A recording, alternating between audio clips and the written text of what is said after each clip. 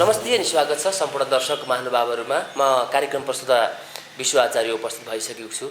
Nepal one मिडियामा आज हामी विशेष संवाद गरिरहेका छौं र विशेष संवादका लागि आज मसँग उपस्थित हुनुहुन्छ लामो समय नेपालको न्याय क्षेत्रमा काम गरिसक्नुभएका अधिवक्ता हरि कटेलजीसँग आज हामी नेपालको समसामयिक राजनीतिक विषयवस्तुमा जो कतिपय अवस्थामा नेपालको राजनीतिक परिस्थितिलाई नेपालको नेताहरूले गर्नुभएको कतिपय क्रियाकलापहरूलाई आफ्नो मनैदेखि उहाँले चाहिँ आलोचना समालोचना र सल्लाह सुझाव दिँदै आउनुभएको छ। कतिपय अवस्थामा तीखो टिप्पणी गर्दै आउनुभएको छ। आज पनि हामी उहाँसँग कुराकानी गर्ने क्रममा उपस्थित भएका छौं र आज हामी उहाँसँग विशेष गरी नेपालको समसामयिक राजनीतिको विषयमा नेपालको राजनीतिमा कहाँनेरि कसरी के कुराले त्रुटि भयो भन्ने विषयमा कुराकानी गर्ने प्रयास गरिरहेका छौं र आजको संवादमा म उहाँलाई जोड्न चाहन्छु। हामी कुराकानी गर्दै छौं हरि कटेलसँग। सर, तपाईलाई कार्यक्रममा स्वागत छ। हामी आज एउटा त्यस्तो एउटा परिस्थितिमा छौं नेपालको राजनीतिक परिस्थितिहरू पछिल्लो समयमा जसरी अगाडि बढिरहेको छ। तपाईलाई के लाग्छ यो राजनीति कस्तो तरिकाले अगाडि बढिरहेको छ, यो के भइरहेको छ भन्ने विषयमा तपाईले आफ्नो तर्फबाट एउटा नागरिकको हिसाबले, एउटा वकिलको हिसाबले अथवा भनौं न एउटा तपाईको चाहिँ लिडरशिपकै हिसाबले तपाईको त्यो दृष्टिकोण राखेर तपाईले भन्नु पर्यो भने अहिलेको तत्काल जुन तपाईको राजनीतिक वृत्तमा घटिरहेको तपाईको जे घटनाहरू छ, राजनीतिक घटनाक्रमहरू छ, त्यसको बारेमा तपाईले आफ्नो धारणा राख्नुपर्दा कसरी राख्नुहुन्छ, के भन्न चाहनुहुन्छ? मूलत म आफूले लिडरशिपको लेभलबाट अहिले तपाईले भन्दै गरेका प्रश्नको जुन तपाईको जिज्ञासा छ, त्यो जिज्ञासालाई समाधान गर्न म लिडरशिपको लेभलबाट त सक्दिनँ। म त्यो तहर तबकामा पनि होइन। ठिक छ। मैले मात्र के हो भन्दाखेरि एउटा सचेत नागरिक, देशभक्त नागरिक भएको हैसियतले सरले जुन कुरा उठाउनु भएको छ, अहिलेको राजनीति वृत्तमा देखिरहेको यो जे जति राजनैतिक उतार चढावहरू, राजनैतिक चलखेलहरू, राजनैतिक श्रृङ्खला जे जति छ, यो वास्तवमा हाम्रो देशको राजनीति अहिले 2-4 दिन अगाडि आएर मात्र यो अवस्थामा बिग्रेको अवस्थामा आएको होइन। मलाई लाग्छ हामीले एउटा लामो राजनीतिक कोर्सको सन्दर्भमा विगतका ती राजनीतिक कोर्सहरूलाई पार गर्ने सन्दर्भमा धेरै त्रुटिहरू, राजनीतिक त्रुटिहरू, धेरै राजनीतिक एररहरू भएका छन् र ठ्याक्कै तोकेर भन्नुपर्दाखेरि हामीले 12 बुँदे सम्झौता नेपालमा त्यस पछाडि जुन गणतन्त्र आयो 12 बुँदे सम्झौता, त्यसलाई मलाई कुनै हिचकिचाहट छैन भन्नको लागि। त्यो विदेशीहरूको एउटा इशारामा निर्देशनमा जुन 12 बुँदे सम्झौता भयो, त्यो विषयमा म अलिकति हजुरलाई यहाँनेरि रोकेँ कि मैले तपाईलाई जिज्ञासा राख्दै गरेको कुरा के भने नि, जस्तै अब हामी त्यो विषयमा राजनीतिक घटनाक्रमको विषयमा पनि आउँछौँ, नेपालको पोलिटिकल चेन्जको विषयमा पनि आउँछ। तर मैले मात्रै भन्नु खोजेको जस्तै अहिलेको अवस्था झट्ट हेर्दाखेरि नागरिक सन्तुष्ट छन् नेपालको राजनीतिक अवस्थामा, तपाईँ के पाउनुहुन्छ? होइन, मैले अहिले तपाईँलाई भन्न खोजेको कुरा नै त्यही हो। हाम्रो राजनैतिक विकासक्रममा 12 बुँदे सम्झौता जुन विदेशीहरूको स्वार्थमा, विदेशीहरूको इसारामा भयो, त्यो विदेशीहरूको इसारामा यो मैले भनिरहेको कुरा होइन। हिजो मात्र मैले हाम्रो अत्यन्त ठुला क्रान्तिकारी भनेर चिनिएका मोहन वैद्यको अन्तर्वार्ता हेरिरहेको थिएँ। उहाँ स्वयंले भनिसक्नु भएको छ 12 बुँदे सम्झौता धोका थियो र यो नेपाली जनताको पक्षमा थिएन र हामीले जुन क्रान्ति गऱ्यौँ, भलै म त्यसलाई क्रान्ति मान्दिनँ उहाँहरूले गरेको कुरालाई। उहाँहरूले जे जति 10 वर्षमा जनयुद्ध को नाममा जे जति क्रियाकलापहरू, राजनीतिक उतार चढावहरू ल्याउनु भयो, म त्यसलाई क्रान्ति मान्दिनँ। तर उहाँले जुन क्रान्ति भनेर भन्नुभएको छ, उहाँ स्वयं क्रान्तिकारीले पनि 12 बुँदे सम्झौता नेपाल र नेपालीको लागि धोका थियो भनेर हिजोको मात्रै अन्तर्वार्तामा सगरमाथा टेलिभिजनको जीवराम भण्डारीको अन्तर्वार्ता मैले हेरेका थिएँ। मैले चाहिँ त्यो तहबाट, त्यो लेभलबाट राजनैतिक भाषामा राजनैतिक शाब्दिक लफाजी प्रयोग गरेर म भन्दैन। एउटा सचेत नागरिकको हैसियतले त्यो वास्तवमा विदेशीको इसारामै भएको थियो र नेपाल र नेपालीका लागि एउटा अस्थिर राजनीतिको बिजारोपण त्यहाँबाट भएको थियो। र अहिले तपाईँले जुन भन्दै हुनुहुन्छ अहिलेको रिजल्ट भनेको, परिणाम भनेको त्यसैको परिणाम हो। हामी त्यो नियति भोग्दैछौँ र त्यसलाई करेक्सन नगरुन्जेलसम्म त्यो 12 बुँदे पछाडि जुन राजनीतिक उतार चढाव भए र श्रृङ्खलाबद्ध भएका ती राजनीतिक कोर्सहरूलाई हामी जबसम्म करेक्सन गर्दैनौँ तबसम्म नेपाल र नेपालीले यो नियति भोगिरहनुपर्छ। भनेको मतलब अहिलेको जो परिस्थिति छ पछिल्लो राजनीतिक घटनाक्रम, त्यो घटनाक्रमसँग नेपाली जनता सन्तुष्ट छैनन् भन्ने कुरामा तपाईँ हुनुहुन्छ? अब नेताहरूको भाषण सुन्यो भनेदेखि, नेताहरूले बोलेका तर्कहरूलाई सुन्ने हो भनेदेखि नेपाल स्वर्गै बनिसक्यो, नेपाल विश्वको सबभन्दा उत्कृष्ट देश, कानुन नियम संविधान सबै उत्कृष्ट उहाँहरूले भन्ने भाषा त्यो छ। हामी जतिको कमसेकम म कानुनको विद्यार्थी पनि हुँ र थोर बहुत म पढल लेखलमा म ध्यान दिने काम गर्छु र यस्ता विषयहरू नेताले भनेका, राजनीतिज्ञले भनेका शाब्दिक लफाजीलाई आधार मान्ने भन्दा पनि हामीले तथ्याङ्क र सूचाङ्कमा हेर्नुपर्ने हुन्छ। त्यो तथ्याङ्क र सूचाङ्कले के बोलिरहेको छ, त्यो तथ्याङ्क सूचाङ्क आफैले भन्छ नेपाली जनता सन्तुष्ट छन् कि छैनन् भनेर। म तपाईँलाई एउटा दृष्टान्त भनौँ।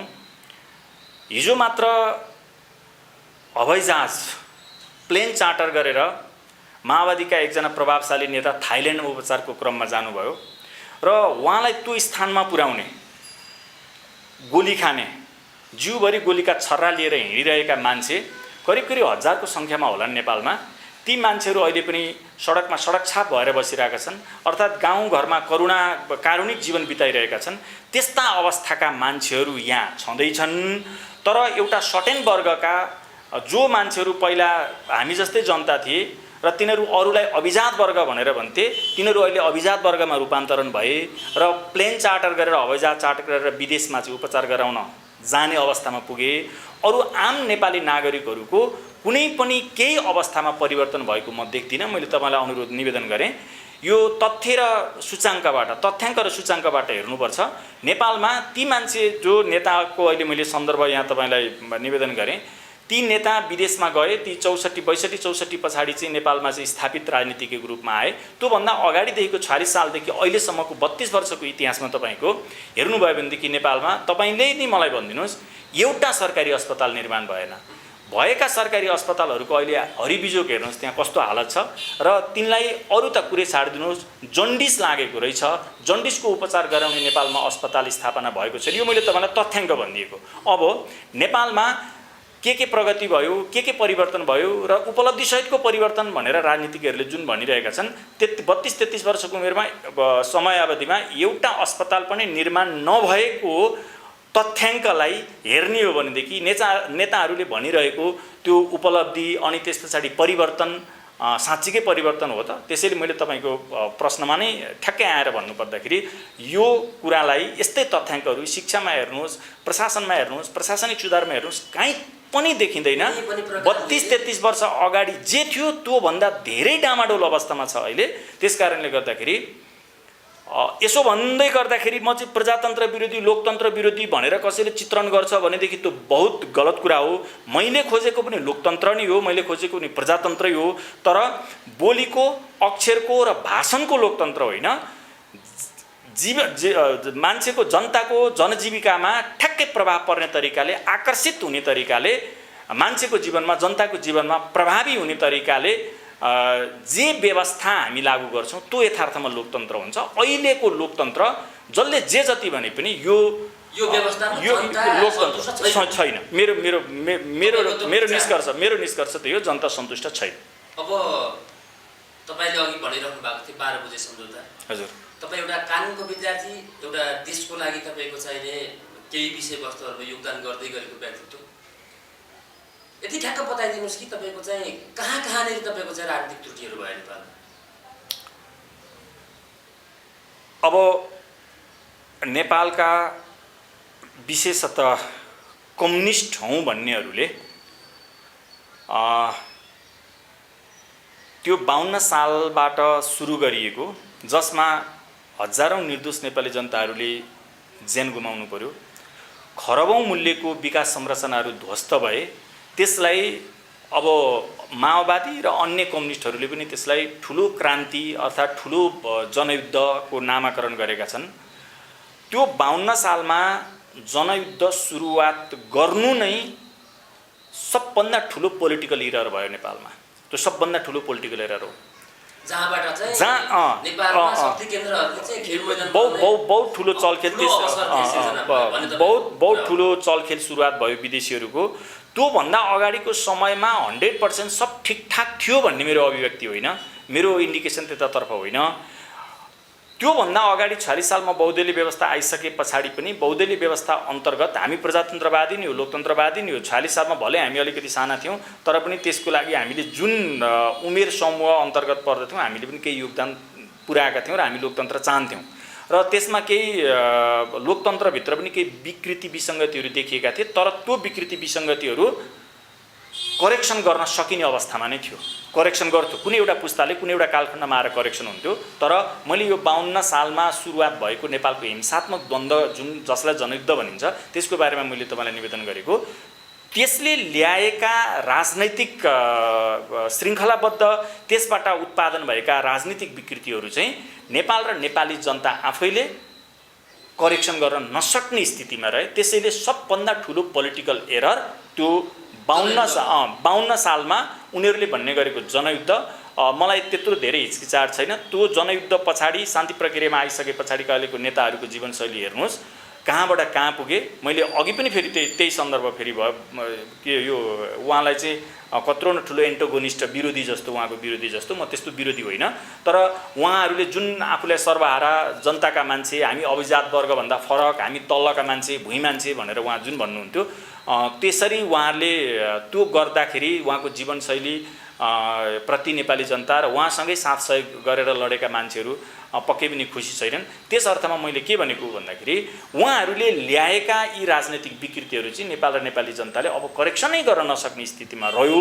त्यस कारणले गर्दा त्यो सबभन्दा ठुलो त्रुटि थियो, राजनीतिक त्रुटि। तपाईँले यसरी भनिरहँदाखेरि हामीले कसरी बुझ्ने तपाईँको यो कुरा? जस्तै इरर भयो, मतलब हामीले चाहिँ मोनार्की सिस्टम जुन थियो नेपालको, राजतन्त्रात्मक जुन व्यवस्था थियो, त्यो व्यवस्था तपाईँको चाहिँ अलिकति त्यसलाई चाहिँ हामीले के छ त भन्दाखेरि एउटा इरोर, त्यो फाल्ने कुरालाई चाहिँ इरोर, अथवा भनौँ तपाईँको जातीय द्वन्द्व फैलाउने कुरालाई इरोर, अथवा कुन तरिकाले तपाईँको दृष्टिकोणमा त्यो इरोर हुन पुग्यो त्यो जनयुद्ध, अथवा तपाईँको चाहिँ त्यो एउटा क्रान्तिको नाममा गरिएको एउटा सङ्घर्षलाई तपाईँले कसरी चाहिँ तपाईँको इरोर भनेर तपाईँको पुष्टि र त्यसलाई प्रमाणित गर्न सक्नुहुन्छ? एउटा पत्रकारको हैसियतले तपाईँले जुन सन्तुलित तरिकाले भन्नुभयो, त्यो तपाईँको पेसागत मर्यादा, पेसागत इथिक्स मेन्टेन गरेरै यो प्रश्न सोध्नु भएको छ।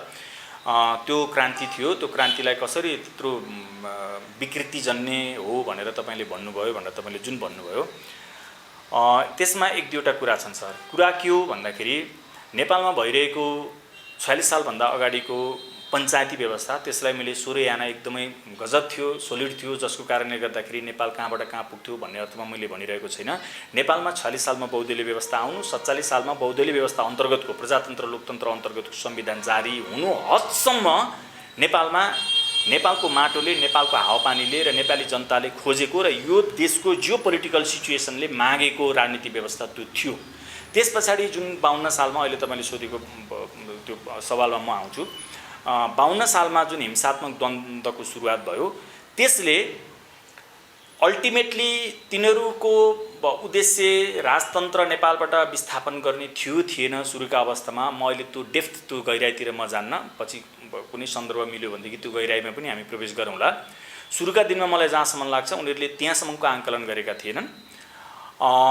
अब राजतन्त्र नेपालमा एकदमै ठिकठाक थियो। राजतन्त्रका कारणले गर्दाखेरि नेपाल चाहिँ अभूतपूर्व विश्वमा चाहिँ विकसित हुन सक्थ्यो भन्ने मेरो तर्क पनि होइन। तर नेपाल एउटा यस्तो जियो पोलिटिकल सिचुएसनमा अवस्थित देश छ, हामीले थाहा छ। दक्षिणतर्फ त्यत्रो भीमकाय देश भारत छ, त्यसको जनसङ्ख्या आफैमा हेर्दाखेरि त्यो अत्यन्त मेगा जनसङ्ख्या छ। यता उत्तरतर्फ तपाईँको चीन, त्यो संसारमा अहिले टावरिङ कन्ट्रीको रूपमा, तपाईँको इकोनोमीमा भन्नुहोस्, पोलिटिक्समा भन्नुहोस्, डिप्लोमेसीमा भन्नुहोस्, एउटा टावरिङ कन्ट्रीको रूपमा उदयमान देश। यी दुईटा विशाल छिमेकी देशहरूको बिचमा स्यान्डविच भएर रहेको नेपालले एउटा पर्मानेन्ट इन्स्टिट्युसनलाई संरक्षण गर्नु पर्थ्यो, पर्मानेन्ट इन्स्टिट्युसनलाई कुनै न कुनै तरिकाले स्थापित गराइरहनु पर्थ्यो भन्नेसम्मको मेरो कुरा हो। किन भन्दाखेरि कुनै पनि बेला अहिले हामीले देखिसक्यौँ, त्यही अफगानिस्तानमा, हामीबाट नजिकै छ अफगानिस्तानमा, त्यहाँका राष्ट्रपति अहिले कहाँ पुगे, त्यहाँका मन्त्रीहरू कहाँ पुगे, त्यत्रो वर्षसम्म शासन व्यवस्था चलाएर बसेका मान्छेहरू कहाँ पुगे। यो अरू त यो जनताबाट उठेर नेता भएका मान्छेहरू, राजनीति गरेर राजनीतिज्ञ भएका नेता भएका मान्छेहरू त वास्तवमा टिक्न सक्दा रहेनछन्। त्यो देशमा एउटा स्थायी इन्स्टिट्युसन चाहिने रहेछ भन्ने कुराको एउटा महत्त्वपूर्ण दृष्टान्त त त्यही अफगानिस्तान नै हो।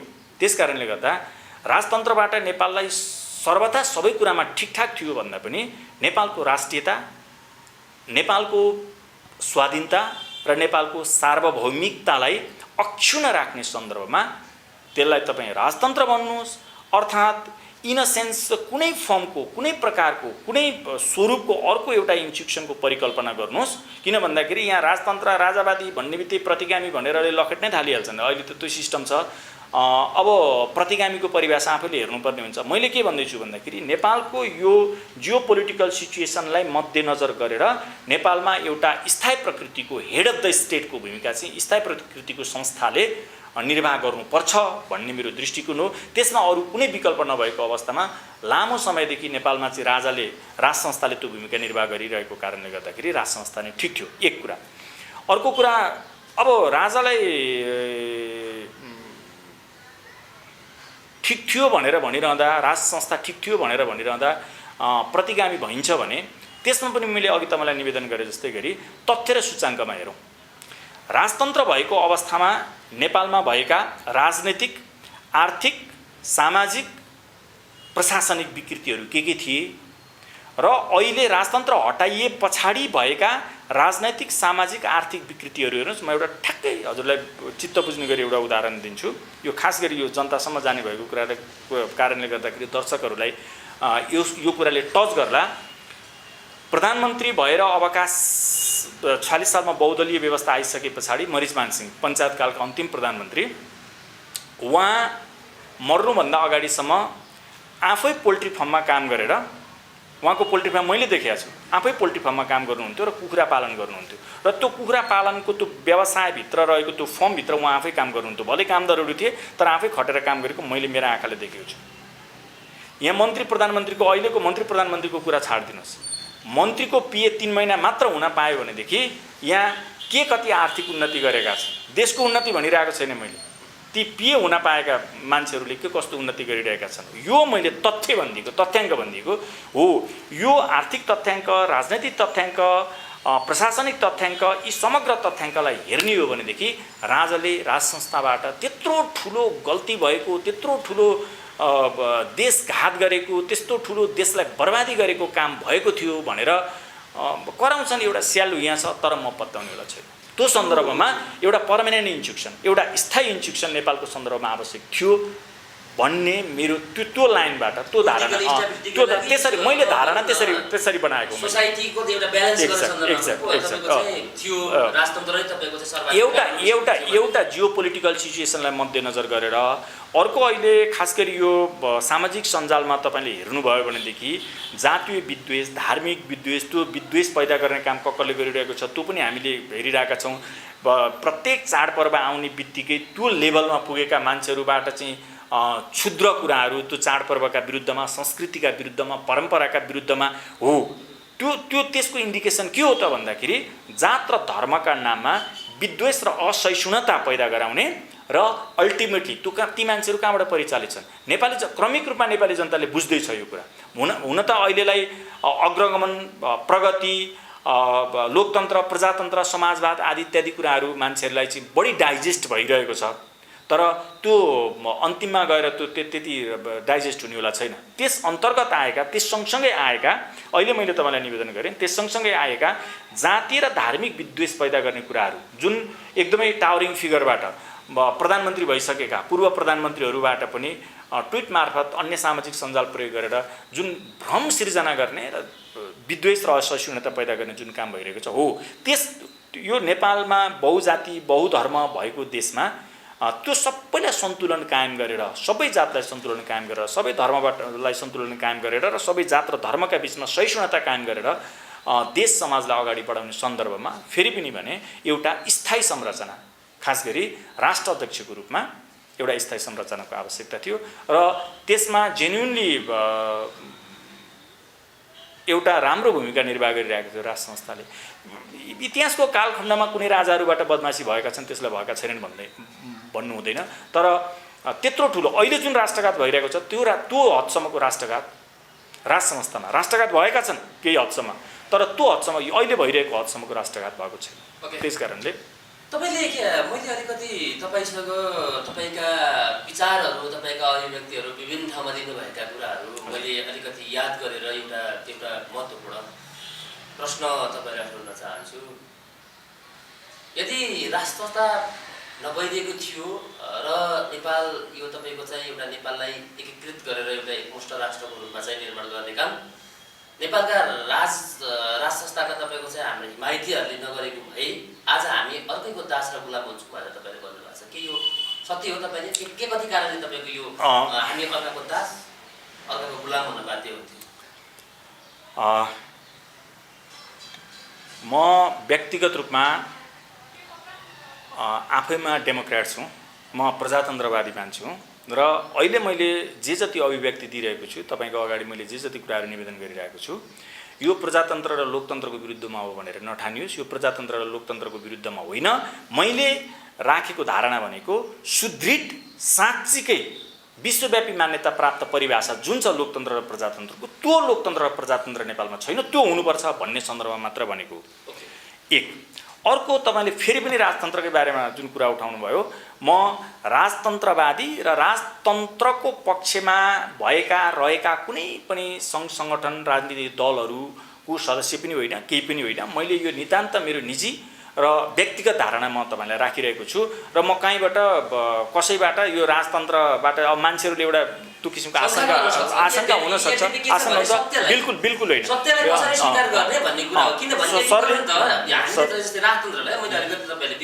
राजतन्त्रलाई यदि हामीले बायस नै गरेर हेर्ने हो भने पनि त यो देशको माटोमा त राज संस्थाले एउटा ठुलो कन्ट्रिब्युसन त गरेको छ नि। ठिक छ। मैले त्यही सन्दर्भमा भन्दै थिएँ यहाँ अहिले यो खास गरी गणतन्त्र नेपालमा गणतन्त्र स्थापना गरिसके पछाडिका राजनीतिक दल र राजनीतिक दलका कार्यकर्ताहरूको अभिव्यक्ति सुन्ने हो भनेदेखि यो राजा मान्नु, राज संस्थाप्रति आस्था राख्नु वा राजा ठिक थिए भनेर प्रत्यक्ष परोक्ष रूपमा कहीँ कतैबाट भनियो भनेदेखि त्योभन्दा ठुलो प्रतिगामी कोही पनि भएको छैन। त्यसलाई प्रतिगामी भनिन्छ। सुरुका दिनमा त वास्तवमा बाँच्न समाजमा अप्ठ्यारो नै थियो र त्यो एउटा अछुत वर्गको रूपमै मानिन्थ्यो। अब अहिले बल्ल बल्ल अलिकति अछुत चाहिँ नमानौँ, पानीसम्म खाउँ यिनीहरूका हातको पनि भन्नेसम्मको स्थिति बनेको छ। अब यसमा तपाईँले ऐतिहासिक कालखण्डको अलिकति सन्दर्भ जोड्नुपर्ने भयो तपाईँको सवाललाई सम्बोधन गर्नको लागि। नेपालको सृजना, नेपालको निर्माण, त्यसमा नेपाली जनताहरूको बहुत ठुलो साथ सहयोग थियो होला। तर छरिएर रहेका टुक्रे राज्यहरूलाई जुन हामीले पाठ्यक्रममा विद्यालय स्तरीय पाठ्यक्रममा र इभन कलेज स्तरको पाठ्यक्रममा पनि त्यो अध्ययन गऱ्यौँ इतिहासमा, छरिएर रहेका ती साना साना टुक्रे 2200 र 2400 राज्यहरूलाई एकीकरण गर्ने र एउटै विशाल नेपाल निर्माण गर्ने काम मैले तपाईँलाई भने यो त्यसबेला नेपाली जनताहरूको साथ सहयोग अवश्य थियो। तर परिकल्पनाकार र त्यसको इनिसिएसन लिने काम, त्यसको जिम्मेवारी र दायित्व लिने काम र त्यसलाई सुरुवात गर्ने काम राज संस्था अन्तर्गतको नेपालको पृथ्वीनारायण शाहले नै गरेका हुन्। त्यो कुरा कसैले दायाँ बायाँ मोड्न खोज्छ भनेदेखि त्यो इतिहासप्रतिको ठुलो गद्दारी हुन्छ।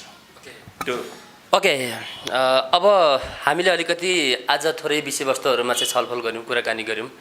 मैले तपाईँलाई एउटा समस्या उठान गरिसकेपछि समाधानका कतिपय कुराहरू पनि सोध्नुपर्छ। अब हामीले राजनीतिलाई अहिलेको यो जुन तपाईँको चाहिँ एउटा परिस्थिति छ देशको, यो पछिल्लो परिस्थितिमा जुन प्रकारका एक्टिभिटिजहरू भइरहेछन्, नेपालको राष्ट्रियतालाई जुन ढङ्गले तपाईँको कमजोर बनाउने लगायत तपाईँको थुप्रै तपाईँको चाहिँ साथीभाइ शुभचिन्तकहरूले, नेपाली दाजुभाइ दिदीबहिनीहरूले भनिरहेको पनि अवस्था छ एक किसिमले। अब यस्तो किसिमको असन्तुष्टिका बिचमा सोसियो इकोनोमी चेन्ज गर्ने सन्दर्भमा देखि लिएर चाहिने नेपालको राजनीतिलाई सुदृढ, नेपाली जनतालाई एकताबद्ध र तपाईँको चाहिँ एउटा सिङ्गो राष्ट्रलाई चाहिँ पूर्ण रूपले तपाईँको चाहिँ सार्वभौमिक ढङ्गले तपाईँको अगाडि बढाउनको लागि अब नेपालको राजनीतिमा के कुराहरू सुधार गर्न आवश्यक देख्नुहुन्छ?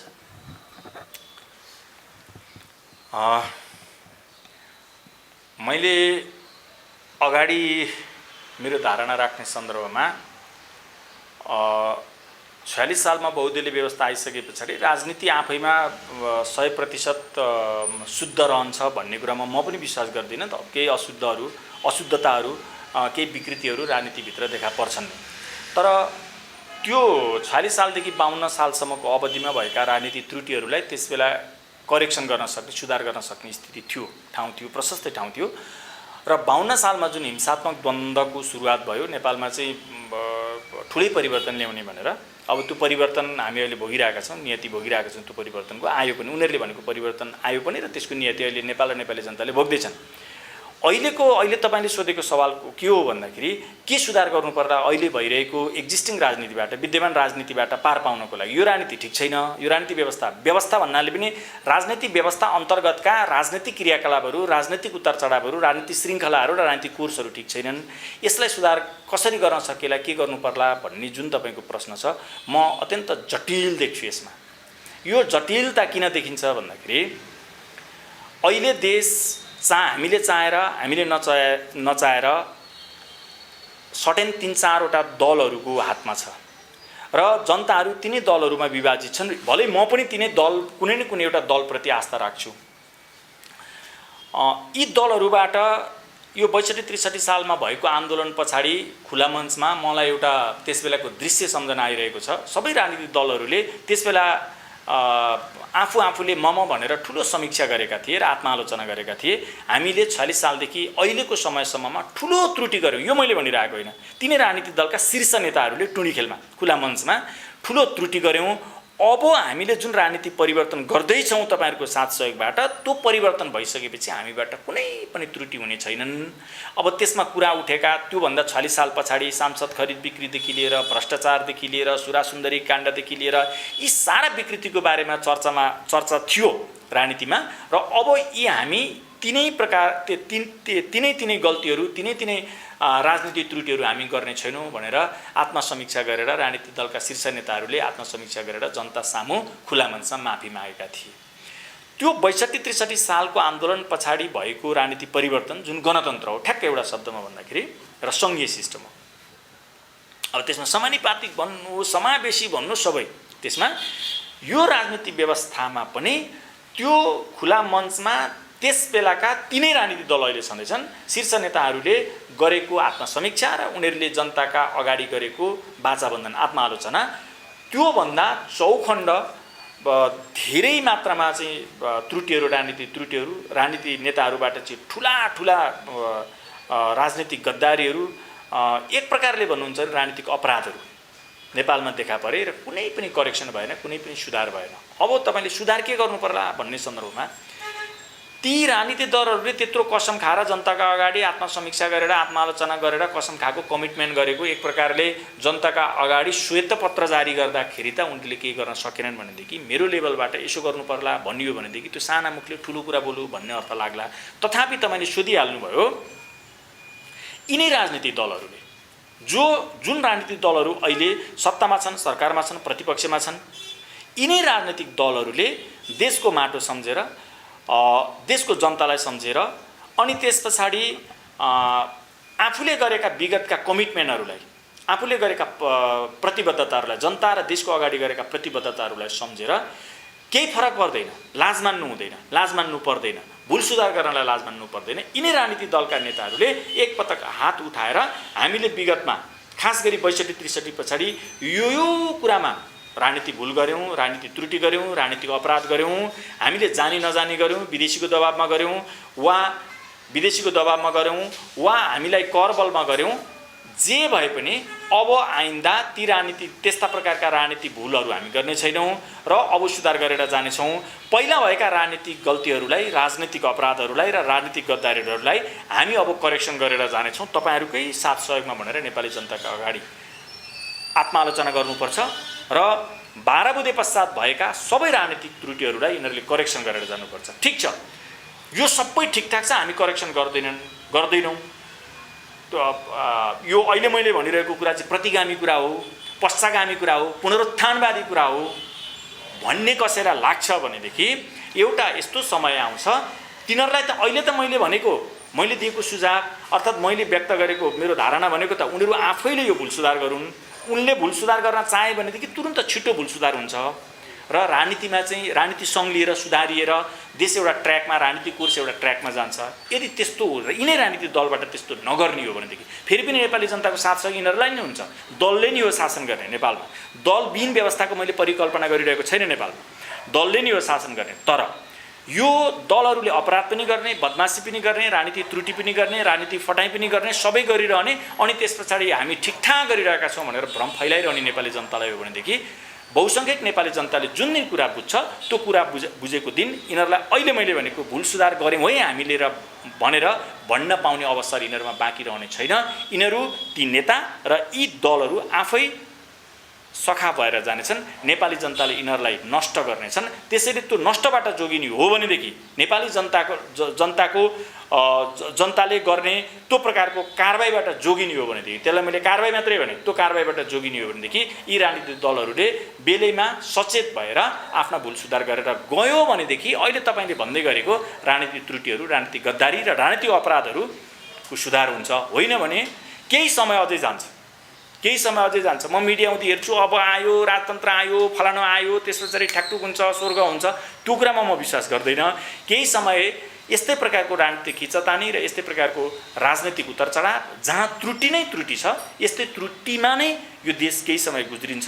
जब नेपाली जनता सचेत हुन्छ, सचेत भइसके पछाडि यी राजनीतिक दलहरूले त्यो अवसर पाउने छैनन्, सुधारिने अवसर पाउने छैनन् र त्यस बेला यिनीहरूलाई माफी हुने छैन। र राजनीतिक व्यवस्था सुधार गर्नको लागि राजनीतिले नै हो, अर्को नीतिले होइन, राजनीतिले नै हो राजनीतिलाई सुधार गर्ने। त्यसैले यो राजनीति अन्तर्गत नै यो सुधार हुनुपर्छ भन्ने मेरो धारणा छ। ओके, तपाईँको व्यस्तताको बावजुद हाम्रो यो कार्यक्रममा समय दिनुभयो। कार्यक्रमको निर्धारित समय सकिनै लाग्दा तपाईँका मनमा तपाईँका कुनै त्यस्ता जिज्ञासाहरू छन् भने, तपाईँका कुनै त्यस्ता किसिमका तपाईँको चाहिँ छुटेका केही कुराहरू छन् भने कृपया बताइदिनुहोस् न। अब तपाईँको यो लोकप्रिय च्यानल मार्फत मलाई मेरा आफ्ना धारणाहरू व्यक्त गर्ने जुन अवसर दिनुभयो, तपाईँ लगायत तपाईँको यो टेलिभिजन च्यानलको टिमलाई म हार्दिक धन्यवाद व्यक्त गर्न चाहन्छु। अब धेरै कुराहरू छन्, तपाईँको पनि एउटा समयको पाबन्दीभित्र रहेर यो कार्यक्रम सञ्चालन गरिरहनु भएको छ। त्यसलाई ख्याल गर्दै हामी राजनीतिक दलका कुनै न कुनै दलका कार्यकर्ता छौँ, हामी राजनीतिक दल अन्तर्गत नै रहेका छौँ, राजनीतिक दललाई समर्थन गर्छौँ, साथ दिन्छौँ, चुनावमा भाग लिन्छौँ। तर म कहिलेकाहीँ फेसबुकमा टाकटुक लेख्ने पनि गर्छु स्ट्याटसहरू।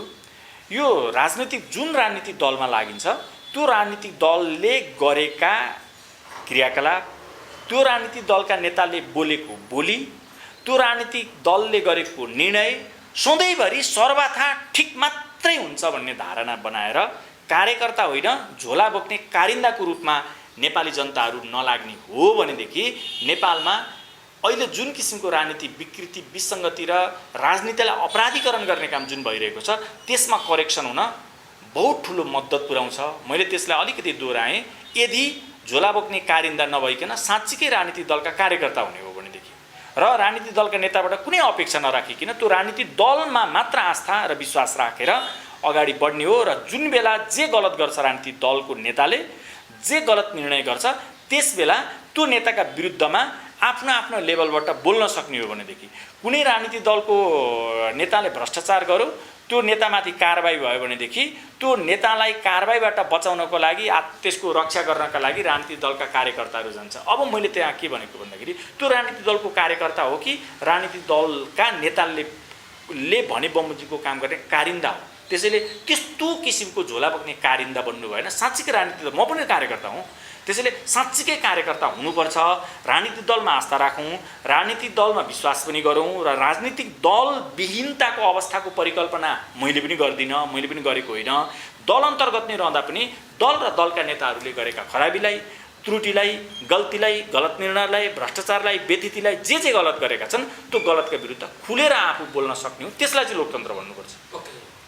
त्यसैले त्यो गरौँ भन्ने मेरो धारणा। ओके, तपाईँलाई यस कार्यक्रममा आइदिनु भयो, तपाईँलाई हाम्रो टेलिभिजन परिवार धेरै धेरै धन्यवाद व्यक्त गर्दछ। हस्, मेरो तर्फबाट पनि यो टेलिभिजन परिवार र तपाईँको लोकप्रिय च्यानल मार्फत, टेलिभिजन मार्फत मेरा आफ्ना धारणाहरू राख्न जुन अवसर दिनुभयो, मैले फेरि पनि सम्पूर्ण टिमलाई, तपाईँ लगायत सम्पूर्ण टिमलाई म हृदयदेखि नै धन्यवाद दिन चाहन्छु। धन्यवाद।